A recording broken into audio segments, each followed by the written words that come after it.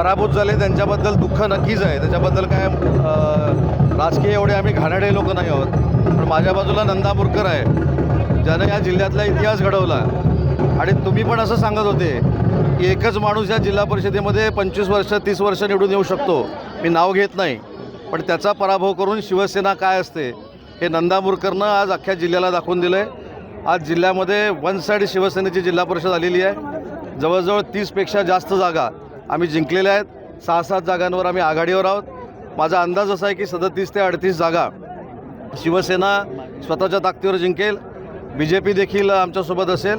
आणि आज UBTचं जे पानिपत झालं आहे, त्यांच्या 39 सदस्य होते या जिल्हा परिषदेमध्ये आम्ही असताना. आता त्यांची संख्या 3 ते 4 वर आली. त्याच्यामुळं मला रत्नागिरी जिल्ह्यातल्या सगळ्या शिवसैनिकांना आणि महायुतीच्या पदाधिकाऱ्यांना धन्यवाद द्यायचे आहेत. आणि ज्यांनी आम्हाला मदत केली, ज्यांनी शिवसेना पक्षावर विश्वास ठेवला, त्यांना देखील मनापासून धन्यवाद देतो. हातकंबा जिल्हा परिषद गटावरून फार मोठं राजकारण झालं होतं, आरोप प्रत्यारोप होत होते, परंतु त्या ठिकाणी ठीक आहे, आरोप प्रत्यारोप कोणीच केलेले नाहीत. तुम्ही वाईट वाटून घेऊ नका. वातावरण तुम्हीच तयार केलेलं होतं. पण पाली जिल्हा परिषद गट हे माझं घर आहे. ठीक आहे, परशुराम कदमने देखील जिल्हा परिषद गटामध्ये अतिशय चांगली लढत दिली, त्याचं मी मनापासून कौतुक करतो. त्याच्याबद्दल दुमत असण्याचं काही कारण नाही. आज माझ्या दृष्टीनं संघर्ष जो होता कार्यकर्त्यांमधला तो संपलेला आहे.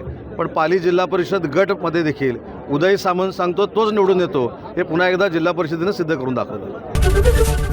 ABP माझा, उघडा डोळे बघा नीट.